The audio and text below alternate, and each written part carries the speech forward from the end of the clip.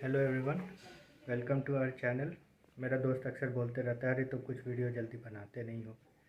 तो चलिए आपके समक्ष एक और छोटी सी बात लेकर के, छोटी छोटी कुछ टॉपिक्स पे।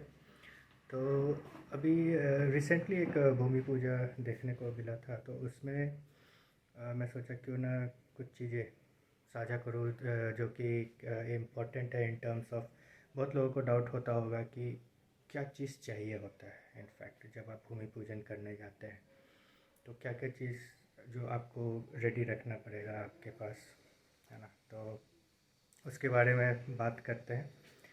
तो सबसे पहले तो आपको डेट्स आप अपने पंडित से या जो भी गुरु हों जिनको आप मानते हो, जिन उनके थ्रू आप पता कर सकते हैं, क्योंकि डेट्स हमेशा महीने में एक दिन 2 दिन कुछ ऐसा डेट्स रहते हैं। Okay, so depending on that. तो जब आप एक डेट फाइनल कर लेते हैं, कब है, हर साल में हर महीने में ज़रूरी नहीं है कि आपको 12 महीनों में डेट्स मिले, तो उसकी तैयारी आप पहले से कर लें जब आपको चाहिए होता है।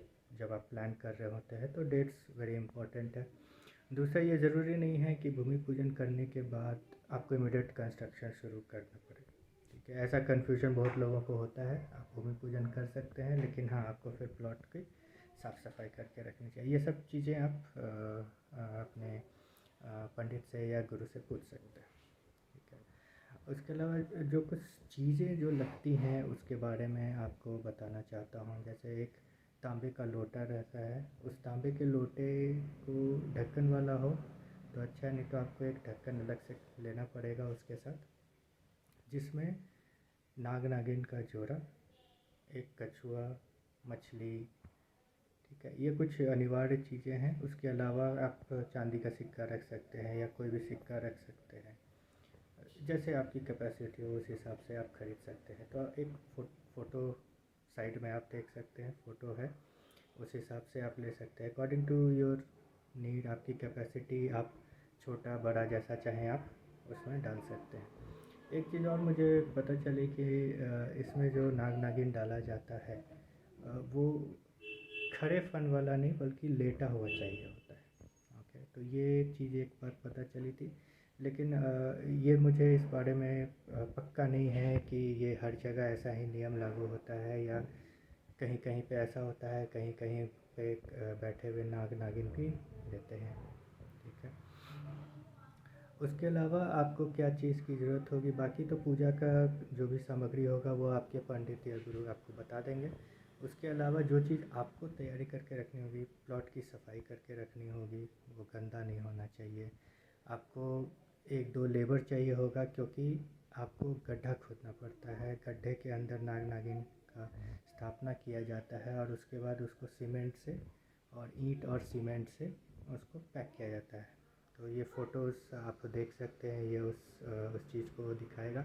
तो उसके लिए आपको लेबर चाहिए होगा, जो एक पर्टिकुलर दिशा होती है जहाँ पे आपको पंडित जी बोलेंगे कि यहाँ पे आपको गड्ढा खोदना चाहिए, तो वहाँ पे आप गड्ढा खुदवा सकते हैं और उसमें फिर स्थापित कर सकते हैं। ये गड्ढा जो है या जहाँ पे आप ये कलश स्थापित करेंगे वो आपके मकान के अंदर आना चाहिए। ठीक है, या तो उसके ऊपर दीवार हो, लेकिन वो मकान के अंदर आना चाहिए। ये नहीं है कि आपका जो गार्डन एरिया हो या पार्किंग एरिया हो वहाँ पे आपने गड्ढा खोद के ये करवा लिया, ये मकान के अंदर है। ये सब बातें आपको पंडित जी भी बता सकते हैं। तो ये कुछ चीज़ें थी जो मैं सोचा कि जो लोग सोच रहे हैं भूमि पूजन करने का और उनके मन में कुछ डाउट्स हैं, तो ये सब क्लैरिफाई करेगा। तो आपको क्या क्या चीज़ चाहिए होंगी मैं फिर से बता देता हूँ। कुछ नाग नागिन का जोड़ा, कछुआ तो कंपलसरी है, अनिवार्य रहता है। उसमें फिर मछली आप डाल सकते हैं, चांदी के सिक्के डाल सकते हैं। उसके अलावा आपको कुछ ईंटें, सीमेंट, बालू, मिस्त्री का इंतज़ाम करना पड़ेगा, क्योंकि वो लोग ही गड्ढा खोदेंगे और फिर उसमें स्थापित करेंगे और उसको सीमेंट से करके फिर उसको ढक देंगे।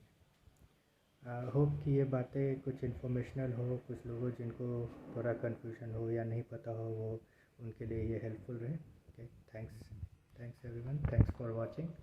और ज़रूर से आपको अगर मेरा वीडियो पसंद हो तो लाइक और सब्सक्राइब पक्का से करें। ठीक है, होप मेरे फ्रेंड को ज़्यादा ये नहीं हो कि मैंने कोई वीडियो नहीं बनाया बहुत दिनों से। Thanks everyone, bye. क्या बात है भाई, एकदम बहुत सही। चलो guys, please subscribe to our channel and your support is really required. Do not forget to fasten your seat belts while sitting in the rear seat of your car, and see you in the next video. Thank you. Bye bye.